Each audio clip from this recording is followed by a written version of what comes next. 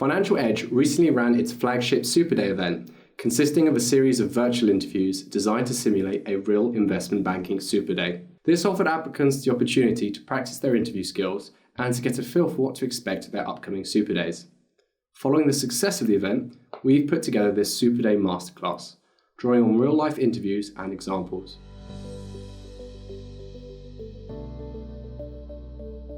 The Superday is the last hurdle in the application process, where candidates are asked to visit the company's offices to complete a series of final round interviews and group exercises.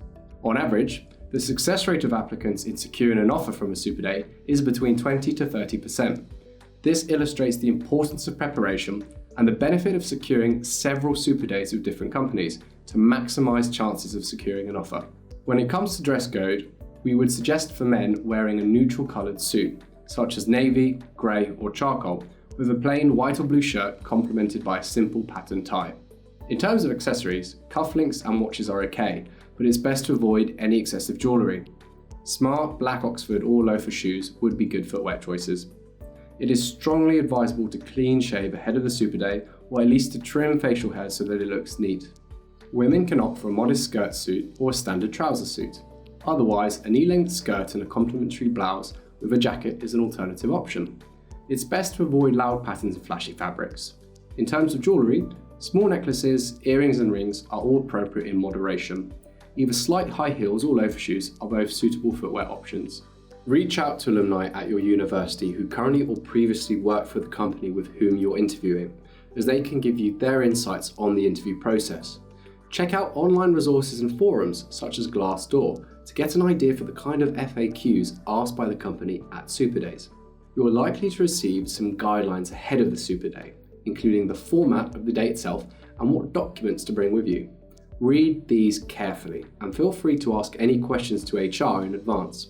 If you have not done so already, research the company and understand what makes them unique, such as the deals they've worked on, their geographic presence and their culture.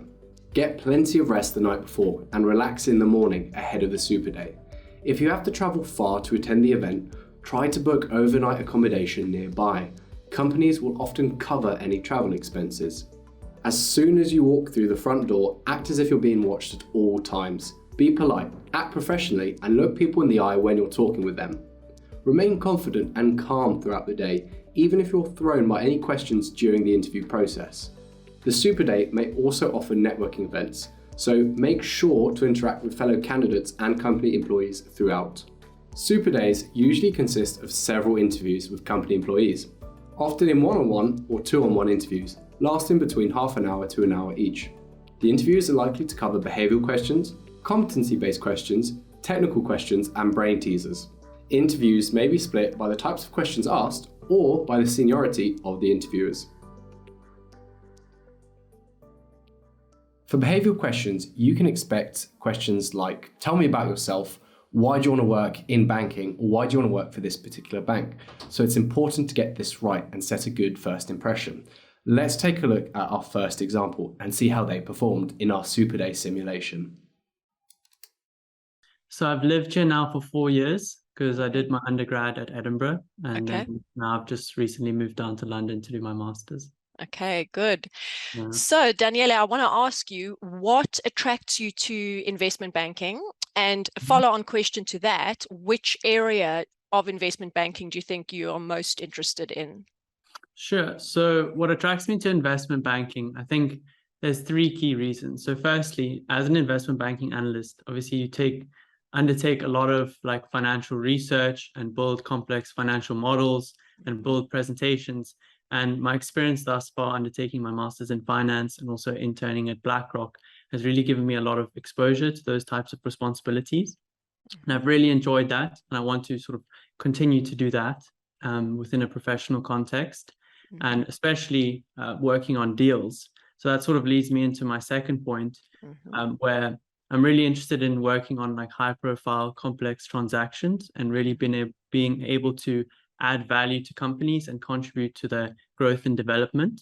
I think that's something that I'll find really intellectually stimulating and fulfilling. And then lastly, career in investment banking, especially coming in as an analyst, will really sort of make me face a very steep learning curve. And I think I'm quite intellectually curious, so I would really enjoy working within that type of environment. So overall, that was a very good answer from Daniele. He mentioned not one, but three very good different reasons as to why he thinks he's a good fit for investment banking. He drew on his master's in finance and his personal experience at BlackRock, which demonstrate that he does have industry know-how. He mentioned that there's a deal-driven nature to the role, and that's very true, and that can be extremely exciting and intellectually stimulating. And then finally, the steep learning curve. So again, this is challenging. This will help you to grow and learn very quickly. The only piece of constructive criticism I could give is maybe to personalize his answer a little bit more. What exactly about the deal-driven nature is it that sort of excites you? Was there a particular deal that you saw that really hooked you onto the idea of becoming an investment banker? What was it exactly in your master's of finance or at BlackRock that decided that it made you want to do the same going forward in investment banking? The technical part of the interview tends to be the most difficult one, where candidates struggle the most on average. So be well prepared for these. The kind of questions which you can expect are usually around the financial statements, a lot on valuation. For example, walk me through a DCF, or what do you use to discount free cash flow? Tell me about the rationale for M&A, one company acquiring another, or walk me through a deal that's recently happened and why you find this interesting. So these are all classic examples of technical questions. The one which we're going to have a look at is walk me through the three financial statements and how they're linked. So let's see how our next candidate performs and if he could have done any better. Sure. So the three more important financial statements are the balance sheet, the income statement, and the cash flow statement. And they are linked through the income statement with the balance sheet. They are linked with the cash in the balance sheet, in the asset side, on the accounts of cash that we see there. That is like the ending balance of the period. We have the same, well, it's linked with the ending side of the cash flow, and the cash flow itself starts where the net income, the income statement finishes, that is with the net income. So it's built like that.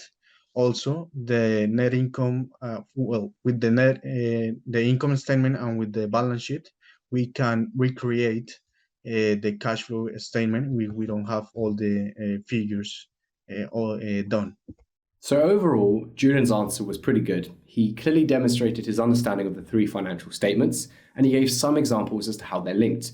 The best and clearest example he gave here was the fact that net income is the final line item in the income statement, and this in turn flows through to the top line item of the cash flow statement, which is again net income. When he first mentioned the link between the income statement and the balance sheet, again drawing on net income, he could have been a bit clearer. He could have mentioned that actually this affects the retained earnings line item in the balance sheet. So if he'd have been a little bit clearer and more confident in his delivery there, it would have been a perfect answer. But otherwise, good overall.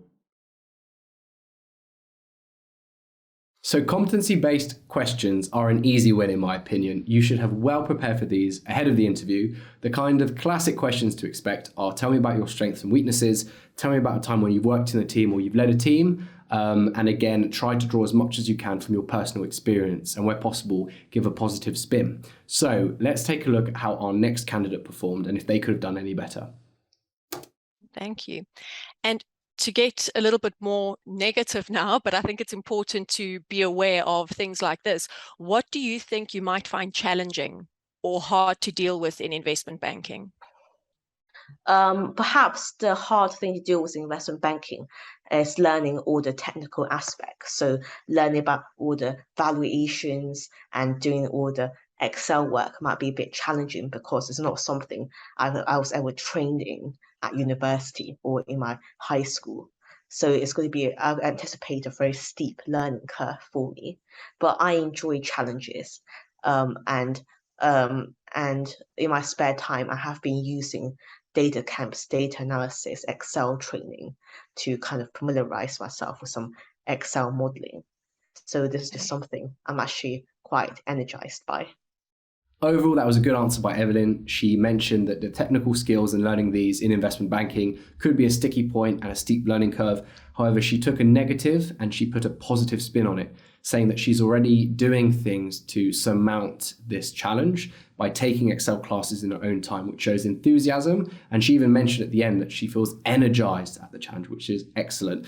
My only piece of constructive criticism would be, instead of mentioning learning financial statements analysis and skills as a sticky point, maybe consider the application as the real upward battle. Because realistically, anyone can learn technical skills. Yes, it takes time, but it's not particularly difficult. It just takes practice. However, applying it to specific financial models on a case-by-case basis in deals under pressure, that's when you really get tested. So I would be inclined to mention that rather than the actual learning process itself. Brain teasers. Now, these can often be a curveball during interviews and they can throw people off. The purpose is to test your logical reasoning and critical thinking skills. It's also a great opportunity to showcase your presentation ability and to concisely and clearly explain how you'd go about solving a complex problem. A great example is someone asks you, how many tennis balls can you fit in the room? Try to simplify this. Think in terms of buckets of tennis balls rather than individual tennis balls, and go, well, if I can fit X number of tennis balls in the bucket and I can fit this many buckets upwards, this many buckets across the side of the room, there you have a complete row. If you just multiply those figures, and then how many rows can you then fit in the room? That is a very quick and simple way of arriving at an answer. Again, because you can't practice for specific questions, the best way to prepare for these is to practice as many different examples as you can. Remember, don't succumb to the pressure. Don't worry if you don't get this exactly right. People just want to see how you think and how you explain the answer more than anything. They're not looking for a perfect answer. At the end of the interview, candidates will be given the opportunity to ask questions. It always makes a good impression to prepare 1 or 2 questions to ask the interviewers. This will demonstrate an active interest in the role and show enthusiasm. Following the Superday, candidates should expect to hear back from the company within 1 or 2 working days as to whether or not they have secured an offer. Feedback should also be shared on candidate performance. Otherwise, this can be requested directly from HR. It is important to reflect on your strengths and weaknesses in order to learn from these experiences and to improve your chances of conversion for future opportunities. To help you prepare for your Superdays and applications, check out the Investment Banker online course by Financial Edge Training. This micro-degree is taught by leading Wall Street instructors, covering modules on financial statements, modelling, valuation, M&A and LBO analysis, as well as valuable interview tips.